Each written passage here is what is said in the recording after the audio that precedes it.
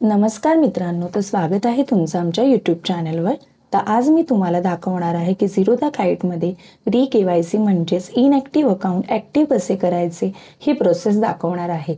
चला तर मग व्हिडिओ शेवटपर्यंत नक्की पहा। जर तुम्ही सलग 24 महिन्यांपर्यंत कोणतीही ट्रेडिंग ॲक्टिव्हिटी केलेली नसेल तर झिरोधा तुमचे अकाउंट डॉर्मंट म्हणजेच इनॲक्टिव्ह करते। तर अशा अकाउंटला री-केवायसी करायला लागते आणि केवायसी करून तुमचे अकाउंट पुन्हा रिॲक्टिवेट करता येते।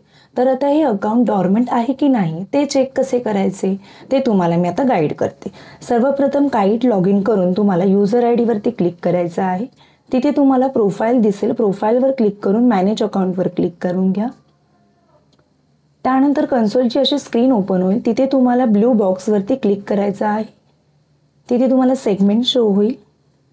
सेगमेंट्सवरती क्लिक केल्यानंतर तुमच्या समोर ही अशी स्क्रीन ओपन होईल। म्हणजेच की जेव्हा तुम्ही ट्रेड करणार तेव्हा तुम्हाला हा एरर येणार आहे। प्लस तिथे तुम्हाला NSC equity activate here, BSc equity activate here आणि डॉर्मंट तुम्हाला शो होईल। तर तिथे तुम्हाला ॲक्टिवेट हिअरवरती क्लिक करायचं आहे। तुम्हाला तिथे कंटिन्यू विथ काईट अशी स्क्रीन ओपन होईल। तिथे क्लिक करून घ्या। त्यानंतर इथे ऑथोराइजवर क्लिक करायचं आहे। तुम्हाला असे तुमचे पर्सनल डिटेल्स शो होतील। चेक करून घ्यायचं आहे डिटेल्स राईट आहेत की नाही ते। ओके, जर तुमचे डिटेल्स हे बरोबर असतील तर तुम्ही प्रोसीड विथ सेम डिटेल्सवरती क्लिक करा। आणि जर तुम्हाला पत्ता चेंज करायचा असेल, तुमचा ॲड्रेस चेंज करायचा असेल तर अपडेट डिटेल्सवरती ॲज पर आधारवरती क्लिक करायचं आहे आणि नंतर तुम्हाला लिंक युअर डिजिलॉकर विथ झिरोधावरती क्लिक करायचं आहे। ॲड्रेस चेंज फक्त तेव्हाच ऑनलाईन करू शकता जेव्हा तुमचा आधार कार्डशी मोबाईल नंबर लिंक असतो, अन्यथा ऑफलाईन प्रोसेस तुम्हाला पूर्णपणे करावी लागते। तर ॲड्रेस चेंज करण्यासाठी तुम्हाला 25+18% GST चार्जेससुद्धा आहेत। त्यानंतर जर तुम्ही FNOमध्ये ट्रेड करत असाल तर तुम्हाला इथे इन्कम प्रूफ अपलोड करायचा येईल। तर ते तुम्हाला ऑप्शनल आहे, तुम्ही ते स्किप दिस स्टेप पण करू शकता। तर आता आपण स्किप दिस स्टेप करू। ओके, इथे तुम्हाला फटका डिक्लेरेशनचे स्क्रीन येईल। तिथे तुम्हाला सोर्स ऑफ वेल्थ, तुमचं ऑक्युपेशन, मॅरिटियल स्टेटस हे डिटेल्स तुम्हाला अपडेट करायचे आहेत। त्यानंतर इथे 2 चेकबॉक्स दिसतील तुम्हाला, ते टिक करून घ्या। त्यानंतर इथे तुम्हाला कंटिन्यू करायचं आहे,